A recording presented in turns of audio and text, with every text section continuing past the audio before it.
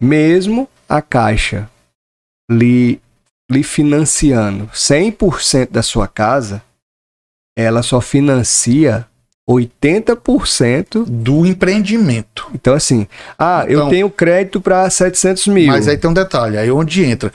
Eles consideram 20% o terreno. Então, se o terreno estiver quitado, você consegue financiar 100% da casa. Porque 20% você já pagou. É a sua contrapartida ao terreno.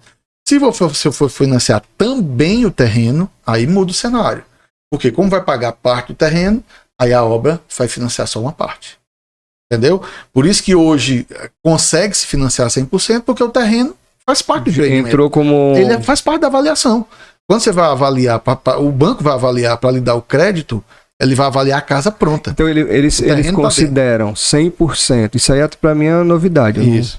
Eles consideram 100% do terreno... Isso. Quando você faz a planilha lá da Caixa Econômica, a PCI, você faz todo o orçamento de obra e no final tem o valor do terreno.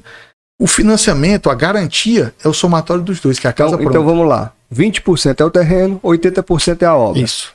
Se eu for financiar tudo, eu consigo 80% disso.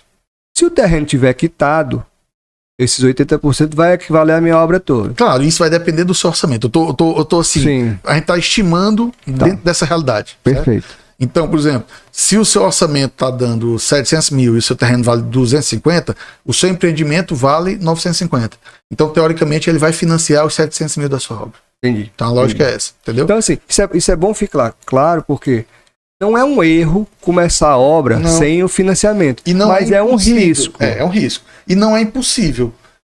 A Caixa não obriga você a começar a obra só depois de estar aprovado. Você então, pode iniciar o conselho é o seguinte, se você vai começar sua obra sem estar com financiamento garantido, tem uma boa parte da obra reservada em casa, em cash ali, em dinheiro, né?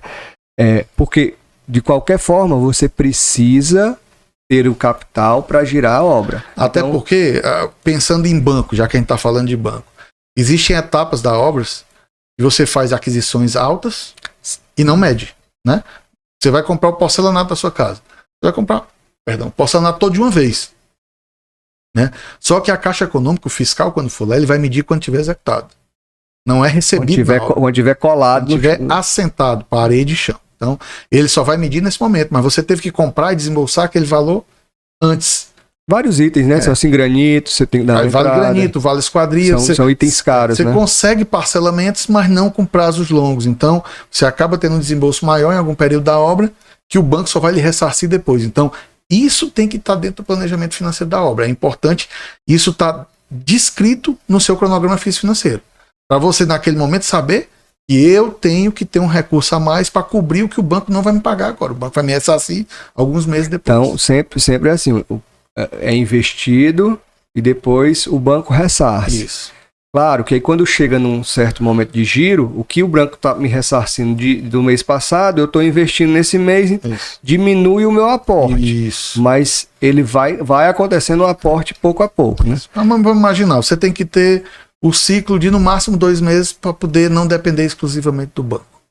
Se a obra tem mais ou menos 10 meses, você tem que ter 20% aí de... Uma casa em loteamento por restrição de horário e tudo, vamos considerar 12 meses. Porque com o Caixa Econômico seria 12 meses. Se for uma casa avulsa na rua, aí você consegue fazer uma casa dessa em 8 meses. Se envolve tempo, porque o condomínio tem gente morando, não vai querer zoada final de semana, além do horário. Então a gente trabalha num condomínio fechado desse. Na verdade, a regra do condomínio é mais rígida, né? É como condomínio de residencial, de edifício. Vamos dizer assim, na rua você tem uma flexibilidade maior, que é a questão de até 10 horas. Você consegue fazer horários alternativos que você não consegue. Coisas que você não faz barulho, você consegue fazer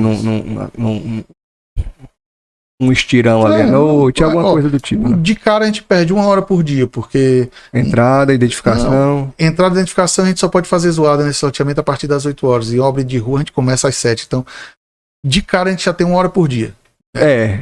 E hora de almoço também. Então hora de almoço também no condomínio não permite, pode ter gente morando do lado. Então tem algumas restrições que isso tem que ser pensado no cronograma da obra, na contratação de execução.